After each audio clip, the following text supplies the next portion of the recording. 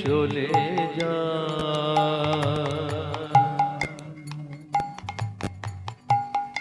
আমি চলে যাই ও মা জননী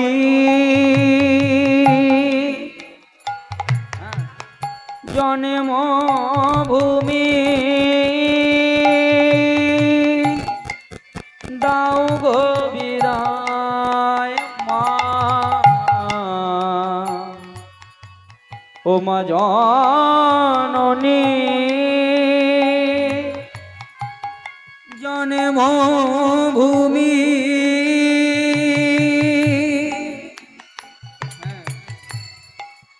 দাও গো বিদায় মা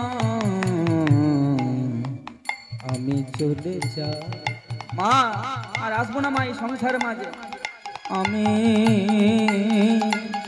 চলে যাই আমি চলে যাই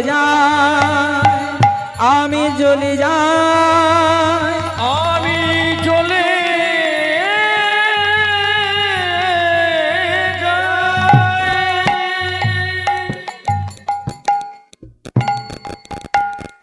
আরে শ্রী আরেকবার জন্য ভেবে দেখ ঘরে তোর আমরা মা বাবা আছি পিতা মাতা আছি তোর সুখ দুঃখে তোর পাশে থাকি ওইভাবে অজানা পথের সন্ধানে তুই যাবি পাশে কিন্তু কাউকে পাবি না হারে মাগো এই সংসার ছেড়ে আমি যাচ্ছি কিন্তু যাওয়ার আগে আমি তোমার চরণে একটা মিনতি জানাচ্ছি বলো তুমি আমার সেই কথা রাখবে মা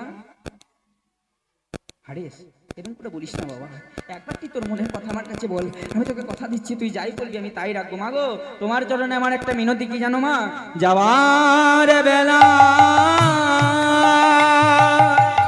একটি কথা শুধুই বলে যায় জনম জনম এই হরিনা আমি যেন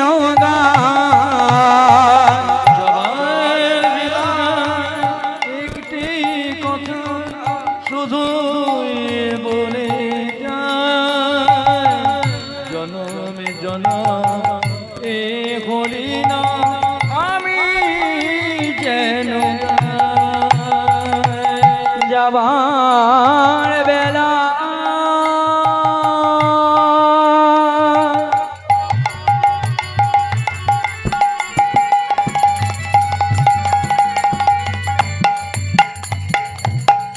একটি কথা শুধুই বলে যা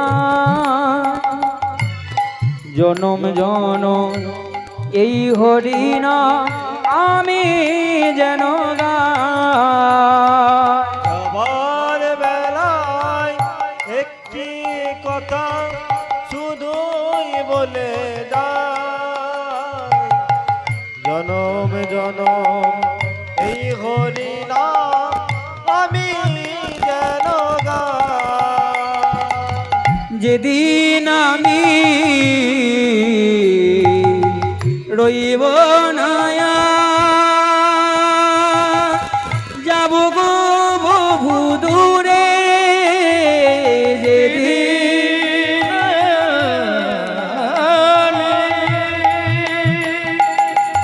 রইব না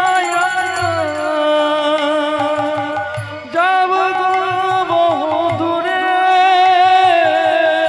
যেদিন আমি রইব না যাব গো বহু দূরে যেদিন আমি রইব না আমি যাব বহু দূরে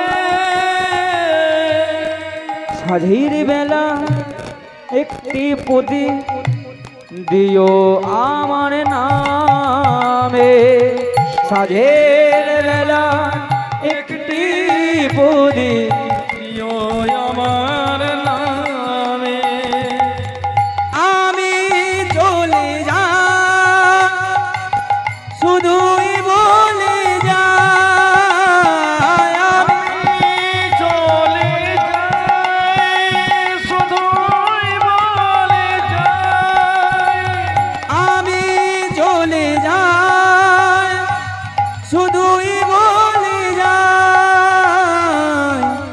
সাঝের বেলা সাঝের বেলা সাঝের বেলা একটি প্রদীপ দিও হরি নামে আমি চলে যাই শুধুই বলে যাই আমি জ্বলে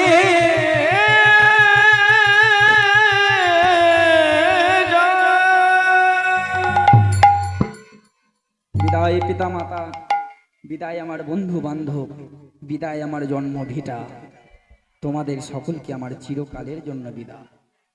এই হারেস আজকে অজানা পথের সন্ধানে গৃহ থেকে বাহির হলো। আর এই পথের মাঝে যেতে যেতে ওই যে তার বন্ধুরা ছিল তাদেরকে আবার দর্শন করেছে। বন্ধুরা কাছে এসে বলছে, হারেস কোথায় যাচ্ছিস? বলে, শোন না, আজ আমি চিরতরে তোদেরকে ছেড়ে অনেক দূরে চলে যাবে। বলে, কেন যাচ্ছিস? বলে, শোন, এই সমাজ বড় নিষ্ঠুর, এই সমাজে আমাকে তারা যে টিকতে দিল না, থাকতে দিল না। এই বলে হারেস যখন আরেকটু পেরিয়ে গিয়েছে, আরেকটু কিছু রাস্তা গিয়েছে, গিয়ে আবার কিছু ভক্ত, বাবা যেজন কৃষ্ণ নাম করে তার দেখবেন ভক্তর কখনো অভাব হয়। একজন যদি না করে পরে পাশে আবার একজনের কাছে চলে যায়, সে তো করবে, একজন করবে না আরেকজন করবে। এরকম আরো কিছু ছেলেকে সে সঙ্গে করেছে, আর তাদেরকে সঙ্গে করে বলছে, তোরাও আমার সাথে বল, তোরাও আমার সাথে গা, শোন না, তোরাও বল, এ শোভা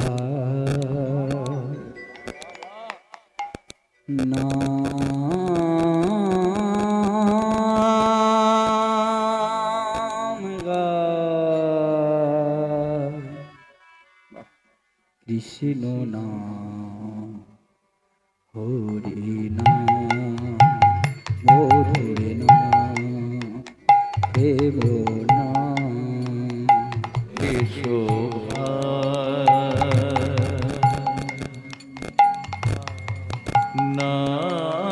নামে গায়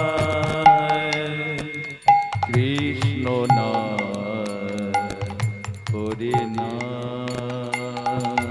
নাম রে শোভা নাম গায়, কৃষ্ণ নাম হরি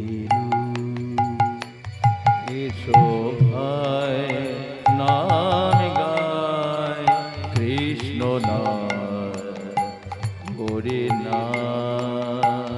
দূরে যাবে ত্রিতব জ্বালা,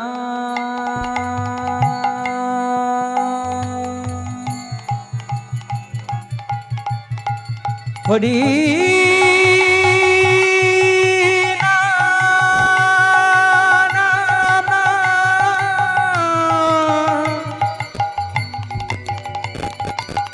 প্রেম নাম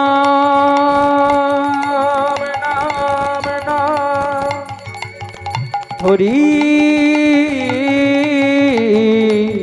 নাম। দূরে যাবে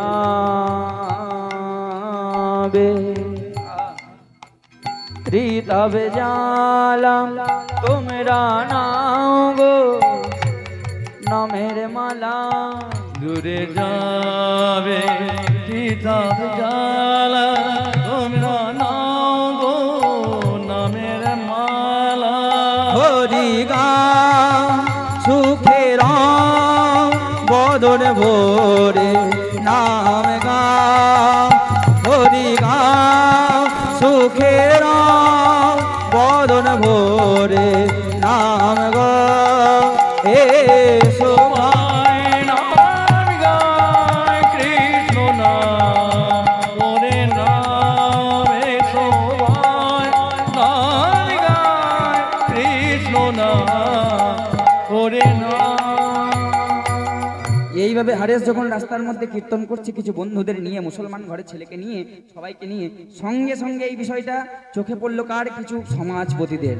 আর সেই সমাজপতিদের নজরে যেই না এই কথা পড়েছে, সঙ্গে সঙ্গে তারা ওই হারেসের দেহটাকে ধরে নিয়ে, বেঁধে নিয়ে, টানতে টানতে নিয়ে চলে গেল সেই কাজীর দরবারে।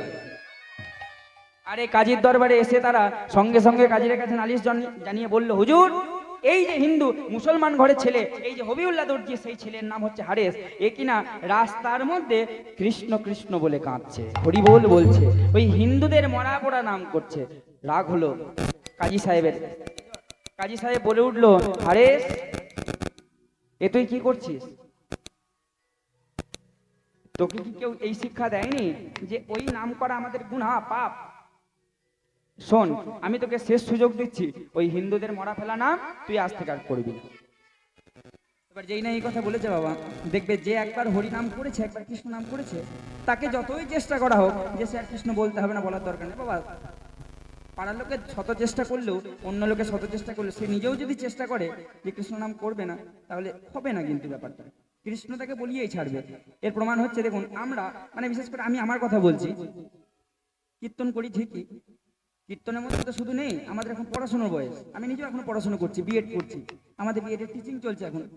কিন্তু দেখুন এই বিএড এর টিচিং এর মধ্যে আমি এবারে ভয় পাচ্ছিলাম, কারণ আমাদের এই সিজন টাইমটা হচ্ছে কি ফাল্গুন চৈত্র বৈশাখ জ্যৈষ্ঠ, এই 4টে মাস। এইবারে আগের বারে ফার্স্ট সেমিস্টার ছিল, কিছুটা কামাই হলে কোনো ব্যাপার না, এইবারে এই টিচিংটা থার্ড সেমি বিএড একটা টিচিং পড়ে স্কুলে, স্কুলে পড়াতে যেতে হয়। এবারে সেটা যখন থাকে সেই সময় যদি গান থাকে বাবা একটু সমস্যা। এইবার দেখুন ভগবানের কি কৃপা, আমি এবারে গান ধরেছি মানে খুব ভয়ে ভয়ে যে কখন কি হবে, কতটা টিচিং হবে জানি না, কিন্তু ভগবানের কি কৃপা দেখুন এই গত সপ্তাহে আমাদের টিচিং শেষ হয়ে গেছে, 2 মাস 2.5 মাস ধরে টিচিং করা হয়ে গেছে। আবার এই দেখুন সিজন শুরু হলো, মালদা থেকে শুরু হয়েছে, চলছে। তাহলে এই যে ভগবানের একটা শক্তি দেখুন কেমন। আমি ভেবেছিলাম কিভাবে এবারে গান বাজনাটা করবো, এবারে মনে হয় আর গান করা হবে না ঠিক করে। তাহলে হারেস হুজুরকে বোঝাচ্ছে, হুজুর আমি তো অনেকবার চেষ্টা করেছি যে হরি বলবো না, কৃষ্ণ বলবো না, কিন্তু আমি হরি নাম ছাড়ার চেষ্টা করলে হরি নাম তো আমায় ছেড়ে যায় না, কৃষ্ণ তো আমায় ছেড়ে যায় না। তাই হুজুর আপনার চরণে আমার এই মিনতি, আমায় ভুলিতে বলো না কৃষ্ণ নাম, এই হরি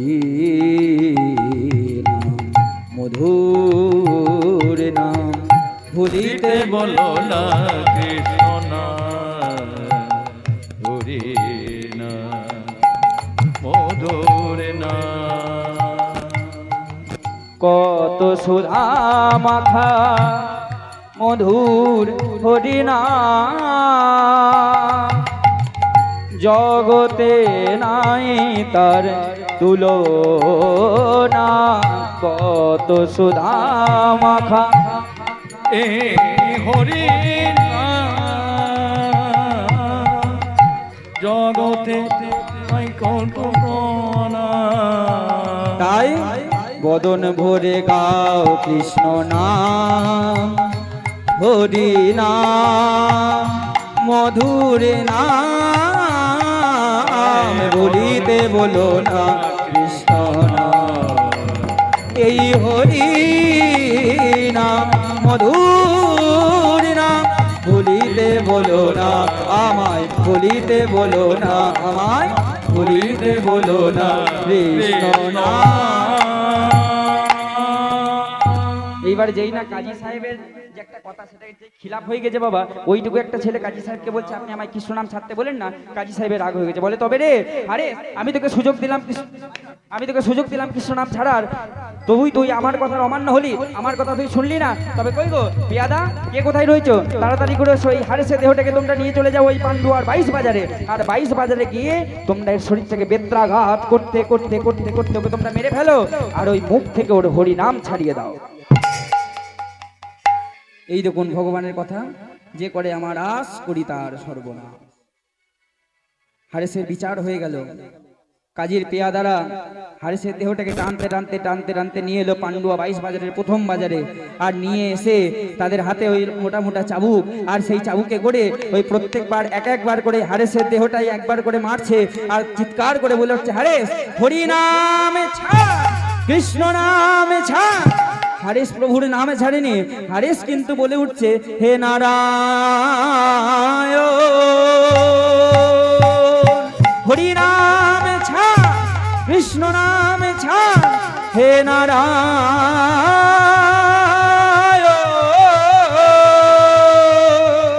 হরি নামে ছাড়, হে নারায়ণ হরি নামে ছাড়, হে নারায়ণ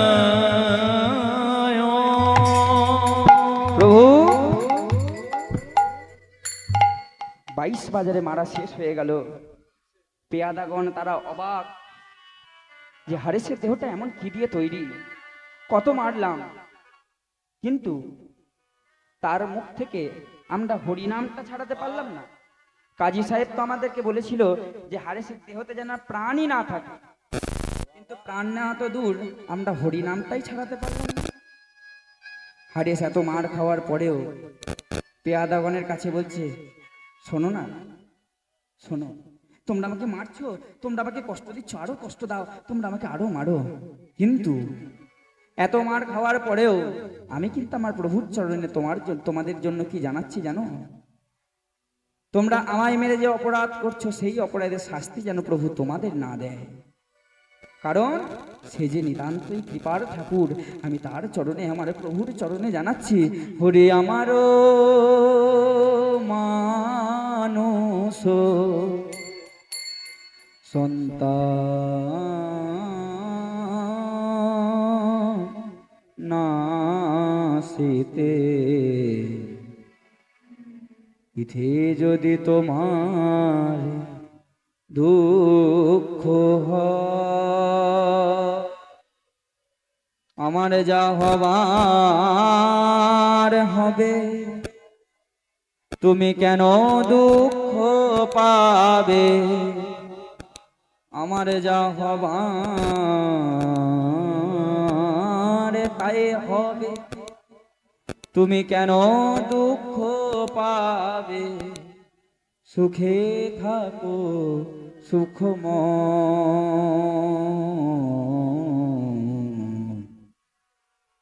ইথে যদি তোমার দুঃখ হয়,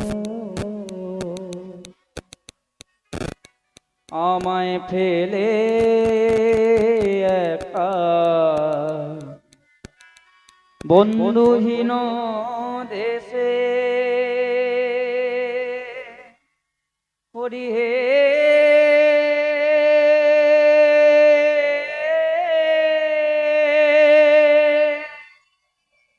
হরি হে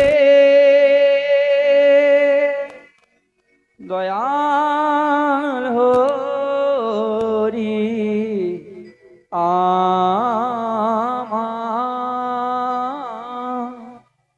আমায় ফেলে একা এই বন্ধুহীন দেশে কোথায় রইলে হরি, কোথায় রইলে বসে, আমি যাব সেই দেশে তোমারই উদ্দেশ্যে, আমি যাব সেই দেশে তোমারই উদ্দেশ্যে, দিতে নব পরিচয়, ইথে যদি তোমার দুঃখ হয়ে হরি। ভক্তর গায়ে ভক্ত অঙ্গে আঘাত তো তুমি সহ্য করতে পারো না, আমি জানি তোমারও কষ্ট হচ্ছে, কিন্তু প্রভু আমার কষ্টকে যেন তুমি নিজের কষ্ট করে নিতে যেও না। আরে সেইটুকু ছেলে হয়ে শিক্ষা দিচ্ছে, বলুন তো আমরা ভগবানকে কতটুকু সুখ দিতে পারি যে ভগবানকে দুঃখের কথা বলবো?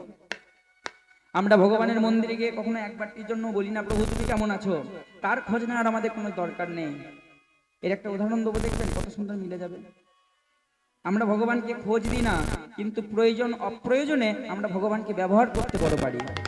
দেখবেন কত সুন্দর একটা উদাহরণ দিচ্ছি, দেখুন আজকে আমার ভাইয়ের শরীর খারাপ, বড় বড় নার্সিংহোম হাসপাতালে দেখালাম, চেন্নাই মুম্বাই সব জায়গায় নিয়ে গেলাম, সব জায়গায় ফেল হয়ে গেল, কোনো ডাক্তার তার রোগ ঠিক করতে পারলো না। ঠিক এমন সময়ে আমরা কি করলাম, আমার বাড়ির সামনে ছিল একটা মা কালীর মন্দির, আর আমার ভাইয়ের দেহটাকে নিয়ে গিয়ে ওই কোলে করে নিয়ে গিয়ে মায়ের মন্দিরের সামনে নিয়ে গিয়ে মায়ের কাছে কি বললাম বলুন তো, মা একটি মাত্র ভাই দিয়েছো, আজকে আমার ভাইটার বড় শরীর খারাপ, তা মা তোমার চরণে আমার একটা মিনতি, তুমি আমার ভাইয়ের শরীর খারাপটা একটু ভালো করে দাও। এরপরের কথাটা কি বলি দেখুন, সবার কাছে মিলে যাবে একদম। আমার ভাইয়ের দেহটা যদি, আমার ভাইয়ের রোগটা যদি সেরে যায়, তাহলে আমি তোমার মন্দিরে দাঁড়িয়ে কথা দিচ্ছি, আগত অমাবস্যায় আমি তোমার মন্দিরে তোমার চরণে দুটি জোড়া পাঠা বলি, বলুন বলি না? বলি কিন্তু এই দেখুন ভগবানকেও আমরা ছাড়লাম না, ভগবানকেও আমরা ঘুষ দিতে গেলাম। কেন ঘুষের কথাটা উঠে এলো বলুন তো? কারণ কথাটা আমরা এমন ভাবে বললাম যে আমার ভাই যদি রোগটা ঠিক হয় তবে আমি মায়ের মন্দিরে পাঠা দেব, আমার ভাইয়ের রোগ যদি ঠিক না হয় আমি মন্দিরের দিকে ঘুরেও তাকাবো না। এই তো আমাদের চরিত্র। আজকে হারেস শিক্ষা দিচ্ছে, প্রভু আমার যত কষ্ট হচ্ছে হোক, কিন্তু তুমি তো জানি, আমি তো জানি তোমার নাম ভক্ত বাঞ্ছা কল্পতরু, তুমি ভক্তের কষ্ট দেখতে পারো না, সহ্য করতে পারো না, কিন্তু আমার কষ্টকে যেন তুমি নিজের কষ্ট করে নিতে যেও না, তাহলে আমি নিজেকে কোনোদিন ক্ষমা করতে পারবো না। পেয়াদাগণ এত মার মেরেছে, মেরে মেরে তারা ক্লান্ত, তাদের শরীর ক্লান্ত। আজ তারা নিজেরা বলা বলি করছে, আরে বাবা 22টা বাজারে বেত্রাঘাত করা তো শেষ হয়ে গেল, কিন্তু দেখ ওর প্রাণ নেওয়া তো দূর, ওর মুখ থেকে হরিনাম কৃষ্ণ নাম আমরা ছাড়াতে পারলাম না। তাহলে এই যে নাম ছাড়াতে পারলাম না, তাহলে তো কাজী সাহেব আমাদের প্রাণ নেবে। আর যেই না এই কথা বলেছে, হারিস এই কথা শুনতে পেয়েছে। পেয়াদাগণ আমার জন্য তোমাদের প্রাণ যাবে, তোমাদের দেহ যাবে? না না না, আমি বেঁচে থাকতে হতে দেব না। কি করতে হবে আমায়? বলে হারিস জানি না তুমি কোনো পীর নাকি কোনো পয়গম্বর নাকি কোনো ভগবান নাকি কোনো ঈশ্বর নাকি কোনো ঈশ্বরের দূত, কত মারলাম তোমাকে, কিন্তু তোমার মুখ থেকে আমরা নাম ছাড়াতে পারলাম না। দেখো কাজী সাহেব তো বলে দিয়েছিল যে তোমার মুখ থেকে যদি আমরা কৃষ্ণ নাম না ছাড়াতে পারি তাহলে কাজী সাহেব আমাদের প্রাণ নেবে। আরে এমন সময় বলল, শোনো আমি বেঁচে থাকতে তোমাদের প্রাণ নিতে দেব না, আমি আমার এই দেহটাকে কিছুক্ষণের জন্য অন্তর্কল্পিত সমাধিস্থ করছি। এর মানে হলো প্রাণটা ভেতরে থাকবে কিন্তু বাইরে থেকে কেউ বুঝতে পারবে না, বাইরে থেকে দেখে যেন মনে হবে শ্বাস আটকে গেছে, মারা গেছে। তাই আজকে হারেস সে পেয়াদাগণের কথা ভেবে অন্তর্কল্পিত সমাধি নিতে গেলেন এবং তার আগে বলে দিলেন, শোনো পেয়াদাগণ আমি তোমাদের জন্য এই ব্যবস্থা করলাম, কিন্তু তোমরা আমার একটা কথা রাখো। বলে কি কথা? আমার এই দেহটাকে আগুনে পোড়াবে না, সমাধিও দেবে না, কি করবে? ওই সুরধ্বনি গঙ্গা বক্ষ মাঝে ভাসিয়ে দেবে। বললে বেশ তাই হবে। এই বলে যেই অন্তর্কল্পিত সমাধি নিয়েছে পেয়াদাগণ, ওই হারেসের দেহটাকে নিয়ে ছুটতে ছুটতে ছুটতে ছুটতে কাজিরাঙ্গিনায় নিয়ে, হুজুর হুজুর এই দেখুন কাফেরটা মারা গেছে, হুজুর কাফেরটা মারা গেছে, কি করবো? বলে কেন সমাধি দিয়ে দাও। বলে না হুজুর একে সমাধি দেবো না, তার কারণ হচ্ছে এ তো হিন্দু ব্রাহ্মণ ঘরের সন্তান, পালিত হয়েছে মুসলমান কুলে। আচ্ছা তাহলে নিয়ে যাও না, আগুনে পুড়িয়ে দাও। বলে তা কি করে হয় হুজুর? জন্ম হয়েছে 3 দিনের জন্য ছিল, কিন্তু পালিত তো হয়েছে মুসলমান কুলে, তাহলে তাকে সমাধিও দেওয়া যাবে না। বলে কি করবে তাহলে? বলে একটা কাজ করা যেতে পারে, ওর দেহটাকে নিয়ে গিয়ে সুরধ্বনি গঙ্গার জলে ভাসিয়ে দিই, গঙ্গা যা করবে করবে। বলে বেশ খুব ভালো কথা, তাহলে তাই করো। এই বলে পেয়াদাগণ ওই হারেসের দেহটাকে নিয়ে এসে সুরধ্বনি গঙ্গা বক্ষ মাঝে ভাসিয়ে দিল। এই বলে ভাসছে, ভাসতে ভাসতে ভাসতে ভাসতে হারেসের দেহটা কোথায় এলো? এই বঙ্গে শান্তিপুরে, যেখানে পূর্বকাল থেকে অদ্বৈত আচার্য শিবের সেই যে এই কলিকালের যিনি আত্মা অদ্বৈত আচার্য, সেখানে আগে থেকে বসে কৃষ্ণ নাম করছেন। কি হবে? প্রভাত কালে আজকে তিনি অদ্বৈত আচার্য তার ভক্তগণ সঙ্গে নাম করছে, ভজ শ্রী কৃষ্ণ কহ শ্রী কৃষ্ণ লহ শ্রী কৃষ্ণের নাম রে। একবার ভজ শ্রী কৃষ্ণ কহ শ্রী কৃষ্ণ লহ শ্রী কৃষ্ণের নাম রে। এই নামটা সবাই জানো, ঠিক আছে? অনেকক্ষণ চুপ করে বসে আছো, একটু তোমরা গাও, আর একবার গাই দিই তোমাদেরকে। আবার কবে আসবো না আসবো জানি না, গাও সকলে মিলে, ভজ শ্রী কৃষ্ণ। গাও গাও গাও, আরেকবার গিয়ে নাও, অনেকক্ষণ থেকে চুপ করে বসে আছো। ভজ শ্রী কৃষ্ণ, গাও বাবা গাও। যে জনা শ্রী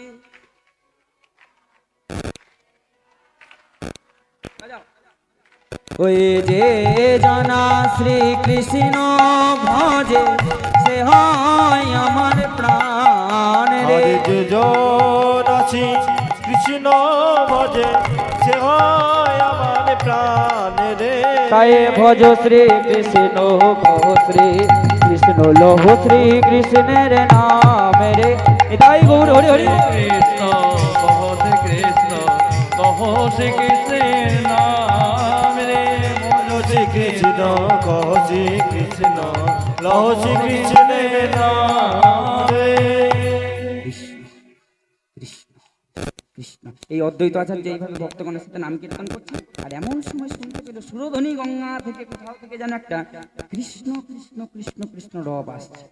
আর যেই না এই কৃষ্ণ কৃষ্ণ ধ্বনি শুনেছে, ভক্তগণকে ডেকে বললো, আরে যাও তো ভক্তগণ, একটু গিয়ে দেখো ওই যে একটা মরা ভেসে যাচ্ছে মনে হচ্ছে গঙ্গা পক্ষ মাঝে, ওই দেহ থেকে না কেমন হচ্ছে যেন নামের ধ্বনি আসছে, একটু যাও না তোমরা গিয়ে একটু ওই দেহটাকে নিয়ে এসো। এই বলে ওই দেহটাকে যেই না ভক্তগণ নিয়ে এসেছে, অদ্বৈত আচার্যের আর চিনতে বাকি থাকলো না। বলে, ও ব্রহ্মা, একটু নয়নটা খোলো, কেন একটু নয়নটা খুলে দেখো, এই যে আমি গো। এই বলে হারেস নয়ন তো খুললো না, কারণ সমাধি আছে। অদ্বৈত আচার্য কি করলো, তার বিনা অনুমতিতে হারেসকে দীক্ষা দান করলো। হরে কৃষ্ণ কৃষ্ণ কৃষ্ণ হরে হরে, হরে রাম রাম রাম হরে। যেই না এই নাম শুনেছে, সঙ্গে সঙ্গে হারেসের নয়নটা নির্মল। আপনি কে? আপনাকে তো দেখে মনে হচ্ছে আপনি কোনো সাধু, আপনি কোনো বাবাজি, আপনি যে আমাকে ছুঁয়ে দিলেন। আরে বাবা, আমি যে মুসলমান কুলের, আপনি আমাকে ছুঁয়ে দিলেন। বলে, আরে শোনো, যদি নিজেদের হৃদয় ঠিক থাকে তাহলে জাতপাত কি গো? শোনোনি সেই পদ, মনে কি করে বরণ কুলে, মনে কি করে বরণ কুলে, মোর কি করে বরণ ফুলে রে, মন কি করে বরণ ফুলে। যে কুলে তোমার জন্ম হোক না, যে কুলে তোমার জন্ম হোক না, কেবলি ভকতে মূলে, মনে কি করে বরণ কুলে, মনে কি করে বরণ ফুলে রে, মন কি করে বরণ ফুলে। আর এটা এই কলিকালের জন্য একদমই নেই, জাতিভেদ প্রথা কোনোদিন থাকবে না। কারণ চৈতন্য মহাপ্রভু, নিতাই চাঁদ, এই দুজন মিলে নামের প্রচারটা এমন ভাবে করেছিল, দেখবেন আর নানা জায়গায়, অন্যান্য জায়গায় হতে পারে একজন ব্রাহ্মণ একজন চণ্ডাল পাশাপাশি নাও বসতে পারে এখনো পর্যন্ত, কিন্তু কোনো হরি নামের আসরে, অন্তত কৃষ্ণ নামের আসরে একই আসনে পাশাপাশি একজন ব্রাহ্মণ এবং একজন চণ্ডালকে বসতে দেখা যায়। এই কাজটি করে গেছিলেন আমার নিতাই চাঁদ, আমার গৌর হরি। তার কি একটা প্রমাণ দিলেন, কপি কুলে ধন্য বীর হনুমান, শ্রীরাম ভকত রাজ, কপি কুলে ধন্য হনুমান।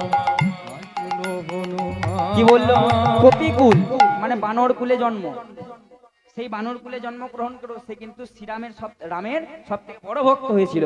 আরো কি উদাহরণ দেবো জানো, আজ রাক্ষস হইয়া বিভীষণ বইসে, রাক্ষস হইয়া বিভীষণ কইছে, রাক্ষস হয়ে রাক্ষস কুলে জন্মগ্রহণ করেছিল বিভীষণ, কিন্তু সেই কুলে জন্মগ্রহণ করার পরেও শেষ পর্যন্ত স্থান কোথায় হয়েছিল জানেন, রাক্ষস হইয়া বিভীষণ বইসে ঈশ্বর সভার মা, মনে কি করে বদন ফুলে রে, মন কি করে বদন ফুলে রে, মন কি করে বদন ফুলে। ওরে বাবা রে, অনেক বেজে গেছে মায়েরা, ওই জন্যই আসর একে একে এবার সব ভক্তরা বাড়ি চলে যাচ্ছে। ঠিক আছে, আর বেশি টানবো না, হরি বল। এবার এই বলে যেই না দীক্ষা দান করে দিয়েছে, দীক্ষা দান করে সঙ্গে সঙ্গে বলে উঠলো, শোনো হারেস, আজ হতে তব নাম তোমার হইল হরিদাস, কৃষ্ণ নাম তুমি গিয়া করো, এই জগতে করো প্রকাশ, এই জগতে করো প্রকাশ। এইবারে পুরো ঘটনাটা আমি ছোট করে বলে দিচ্ছি, দেখো কি কি হয়েছিল। কারণ হরিদাস লীলার দুটো পার্ট, একটা আমরা পাই অদ্বৈত আচার্যের মিলন পর্যন্ত, গুরু শিষ্যের মিলন, এটা হচ্ছে প্রথম পার্ট হরিদাসের। আর হরিদাসের দ্বিতীয় পার্ট হচ্ছে এই ভজন শুরু করলো যেখান থেকে হরিদাস, তারপর থেকে হরিদাসের মৃত্যু পর্যন্ত, হরিদাস নির্যাস, যেটা আমরা লীলা পাই, দুটো ভাগে বিভক্ত। আচ্ছা, আমি পুরো বিষয়টাই বুঝিয়ে দিচ্ছি। দেখো এখানে অদ্বৈত আচার্য হরিদাস ঠাকুরকে বলে দিল, শোনো তোমার এখানের কাজ শেষ, তোমাকে দীক্ষা দিলাম, এবার তোমার নাম হবে নাম প্রচার করা কাজ হবে, তুমি চলে যাও ওই বেনাপোলের জঙ্গলে। এই বেনাপোলটাও একটা খুব দেখার জায়গা, যদিও এটা বাংলাদেশে পড়ছে, যার জন্য মানে হঠাৎ করে মনে করলে যাওয়া যায় না। এটা হচ্ছে বাংলাদেশ বর্ডার, মানে ওই বনগার পাশে হচ্ছে পেট্রাপোল, মানে আমাদের ভারতের ভেতরে পরে পেট্রাপোল, আর ভারতের বর্ডারের এই পারে পেট্রাপোল, এই পারে হচ্ছে বেনাপোল, দুটো ভাগ। ঠিক আছে, আগে তো বঙ্গ বিভক্ত ছিল না, যার জন্য ওই বেনাপোলে আমার ঠাকুর হরিদাসের ভজন কুটির আছে। এই ভজন কুটিরের একটা বিশেষ গুণ এবং হরিদাস ঠাকুরের নামের একটা গুণ আমরা পেয়েছি, কথা, মানে এটা প্রচার আছে, বইও লেখা আছে। সেটা কিরকম না, হরিদাস ঠাকুরের নামের গুণে, মানে হরিদাস ঠাকুর যে কুঠিরে থাকতেন সেই কুঠিরে থাকতে একটা বিষধর কাল সর্প, তার নামের গুণে দেখুন ভক্তগণ তো আসতো তার কাছে, কিন্তু ওই সাপের বিষের জ্বালা এত ছিল যে ভক্তগণ বেশিক্ষণ পর্যন্ত হরিদাস ঠাকুরের কাছে থাকতে পারতো না। এবার এরকম দিন যায়, একদিন হরিদাস ঠাকুরের চরণে সমস্ত ভক্তগণ প্রণাম জানিয়ে বলেছিল, ঠাকুর এই যে সর্পটা রয়েছে, এই সর্পের বিষের যে একটা তীব্রতা জ্বালা, তার জন্য না আমরা মনে করলেও বেশিক্ষণ আপনার কাছে থাকতে পারি না, নাম করতে পারি না। তখন ঠাকুর হরিদাস সেই সর্পের চরণে প্রণাম জানিয়ে বলেছিল, শোনো শোনো নাগদেব, তুমি এই স্থান ত্যাগ করো, কারণ এই স্থানে ভক্তগণ আসে, তুমি তো নাম শ্রবণ করলে, তোমার উদ্ধার হয়ে গেছে, তুমি এই স্থান ত্যাগ করে অন্যত্র যাও। এই একটা প্রচার খুব বেশি হয়েছিল, মানে হয়তো সবাই জানে না এই বিষয়টা, কিন্তু বইয়ে লেখাও আছে। যখন এই যে হরিদাসের কথা শুনে যখন এই মানে নাগদেব মানে কাল সর্প যখন চলে গেল না, এই কথাটা আবার চারিদিকে রটে গেল। দেখবেন কোনো বিশেষ কোনো ঘটনা হলে তাড়াতাড়ি খবরটা ছড়িয়ে যায় যে ঠাকুর হরিদাস এক বাবাজি কোথায় থেকে এসছে, মেনাপুরে একটা ভজন কুঠির করেছে, তার কথা শুনে স্বয়ং সর্প সেও নাকি চলে গেছে। যেই না রটে গেছে অমনি সেই সময়ে সেইখানে একজন শাক্ত ধর্মের মানুষ ছিল। এইবার শাক্ত আর বৈষ্ণবের বিভেদ বাবা প্রথম থেকেই আছে, আজকের নতুন নয় এটা।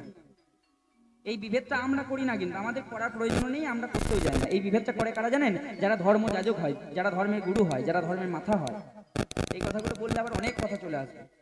আমরা কখনো বলি না যে আমরা কৃষ্ণকে ডাকবো, মা কালীকে ডাকবো না, কিন্তু দেখবেন কৃষ্ণ নামের যারা একদম উপরে টপে যারা গুরুদেবরা থাকেন না, তারাই আবার ভুলভাল প্রচার করে যে শোনো তুমি বৈষ্ণব দীক্ষা নিয়েছো, তুমি মা কালী মন্দিরে যাবে না। আবার যারা মা কালী সাধনা করে, যারা একদম ওই শ্মশানে থাকে বাবা, যেসব সাধু গুরু মহারাজরা, তারা আবার বলবে ওইসব বৈষ্ণব হয়ে কি হবে, তুলসী মালা নিয়ে কি হবে। দেখুন প্রচারটা কারা করছে। হিন্দু ধর্মের এত বিভিন্নতা, এত প্রচার চারিদিকে যে আমরা নিজেরা বিভ্রান্ত হয়ে যাই, কোথায় যাব কোথায় যাব না। কিন্তু জগৎজননী মা এবং স্বয়ং ভগবান, এদের মধ্যে কোনোদিন বিভেদ করলে হবে না। তার কারণ শাক্ত বৈষ্ণবের বিভেদ হতে পারে না, যারা বিভেদ করে তারা নিতান্তই মূর্খ। কারণ স্বয়ং ভগবান তিনি যে লীলা করেছেন, তার লীলা করার জন্য যোগমায়ার সাহায্য তার দরকার। তার কারণ হচ্ছে ভগবান লীলা কিন্তু এমনি এমনি করতে পারেন না, লীলা করতে গেলে ভগবানকে ভুলতে হয় যে তিনি ভগবান। আর এই যে ভোলানোর কাজটাই করেন কিন্তু জগৎজননী মা, জয় নিতাই।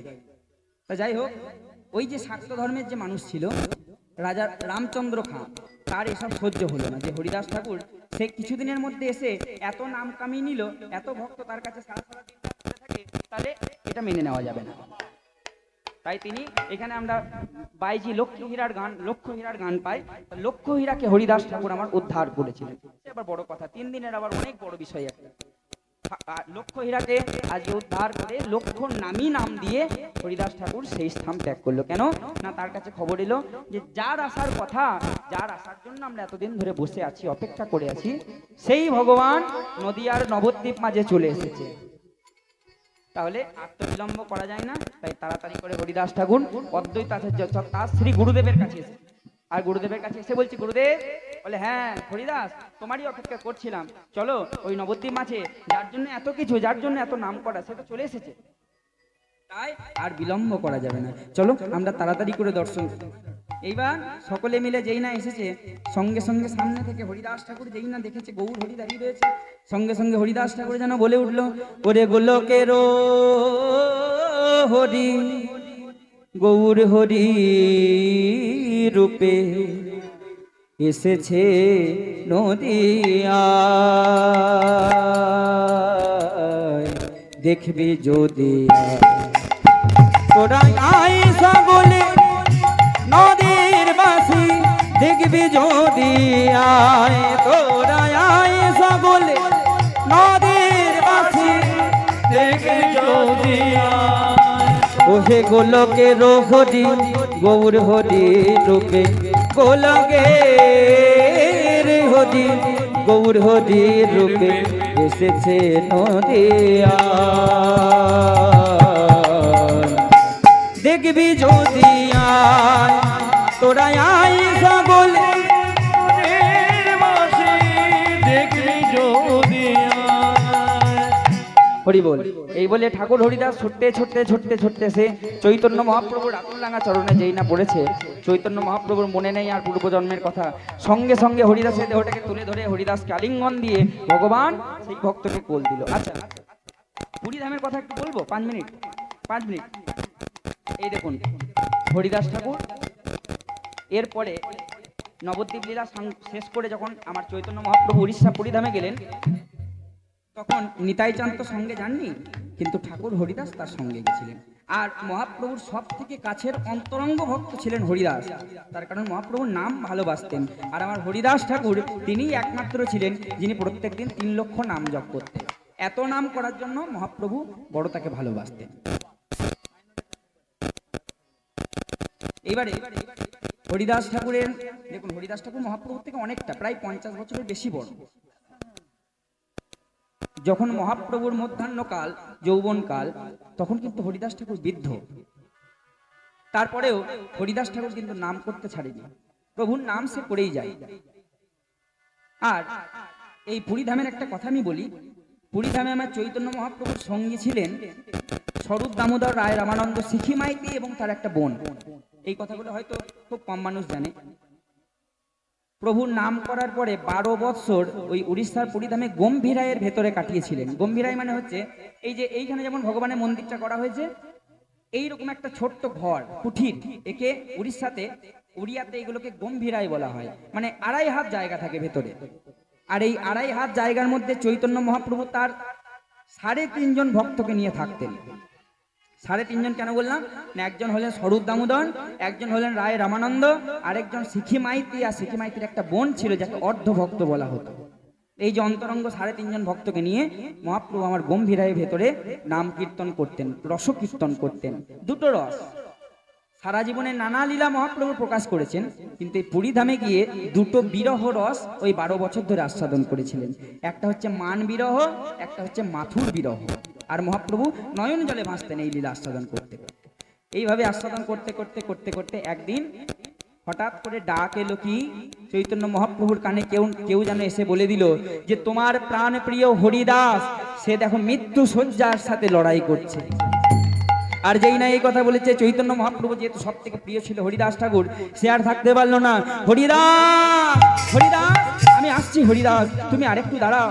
এই বলে ছুটতে ছুটতে ছুটতে ছুটতে হরিদাসের কাছে যেই না এসেছে, দেখছে হরিদাস তার ওই জীর্ণ দেহ নিয়ে আর উঠে বসার ক্ষমতা তার নেই।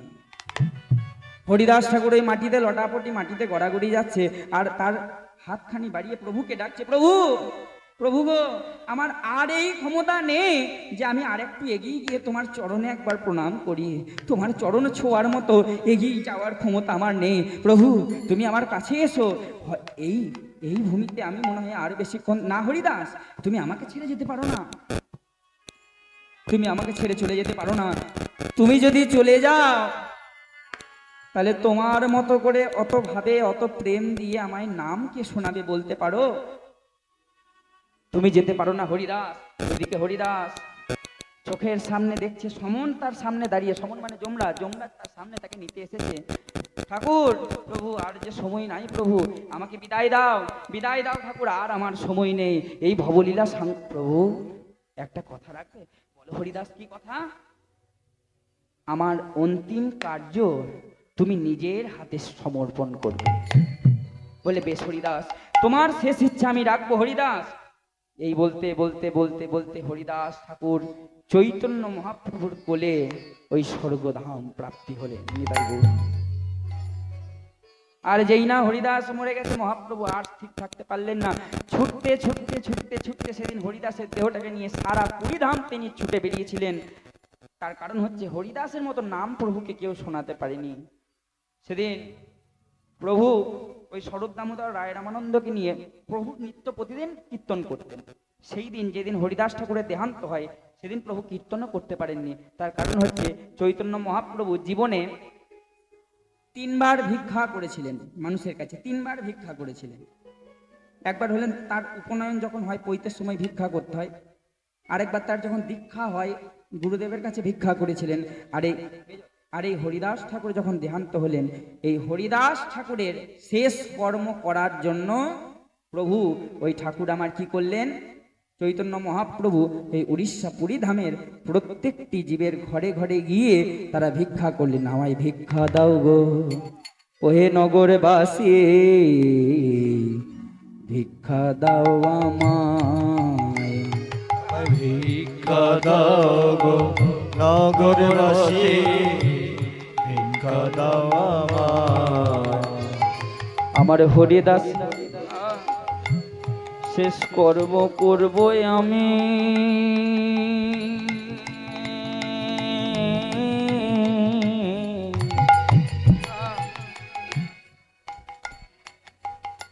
আমার সেই ইচ্ছা পূরণ করো তোমরা ভিক্ষা দাও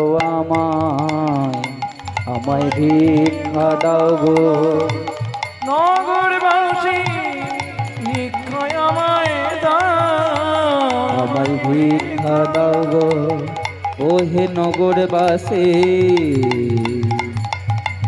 ভিক্ষা দাও আমায় ভিক্ষা দাও গো নগরবাসী ভিক্ষা দাও আমায় ভিক্ষা দাও গো নগরবাসী ভিক্ষা দাও আমায়। শেষে দেবে, শেষে শেষে শেষে দাও গো নগরবাসী ভিক্ষা দাও আমায়। ভিক্ষা দাও গো নগরবাসী ভিক্ষা দাও আমায়। আমায় ভিক্ষা দাও গো নগরবাসী ভিক্ষা দাও আস্তে আমায়। আস্তে। তাই আজকে ওই ভক্ত আর ভগবান স্বয়ং ভগবান হরিদাস ঠাকুরকে নিজের পক্ষে কোল দিলেন, তাই ভক্ত আর ভগবানের মিলন হইল। ভক্ত আর ভগবানের মিলন হইল। ওই ভক্ত আর ভগবানের হরি বল হরি। আস্তে আস্তে আস্তে আস্তে আস্তে আস্তে আস্তে একবার আস্তে দাঁড়াও। ও মায়েরা, কেউ আমার চরণ ছুঁয়ে প্রণাম করো না। দেখো সামনে শিব বিগ্রহ আছে, আমাকে প্রণাম না করে ঠাকুর ভগবানকে প্রণাম করো, কারণ আমার আশীর্বাদ নিয়ে তোমাদের কোনো লাভ হবে না। ভগবানের আশীর্বাদ নাও, আমার মুখ থেকে তো নাম কীর্তন শ্রবণ করলে। চলো, ভক্ত আর ভগবানের মিলন হইল। ভক্ত আর ভগবানের মিলন হইল। সবাই বদন ভরে প্রেমানন্দে হরি হরি বলো। আরে জন্মদনে সবে মিলে হরি হরি বলো। ওই জয় গৌর ভক্তবৃন্দ ভক্ত নিরন্তর, জয় জয় ভক্তবৃন্দ ভক্ত অনুরাগ। সবে মিলে জয় দাও হরিরাম গরর। আরে সবে মিলে জয় দাও হরিনাম সদা। সবাই জয় দাও জয় দাও জয় দাও জয় দাও জয় দাও জয় দাও। জয় দাও জয় দাও। ভক্ত ভগবানের মিলনেতে জয় দাও জয় দাও। ভক্ত ভগ মিলনেতে জয় দাও জয় দাও। ভক্ত ভগবানের মিলনেতে জয় দাও জয় দাও। ভক্ত ভগবানের মিলনেতে জয় দাও জয় দাও। তোমরা জয় দিলে জয়ী হবে জয় দাও জয় দাও। তোমরা জয় দিলে জয়ী হবে জয় দাও জয় দাও। সবাই জয় দাও জয় দাও হরি বল।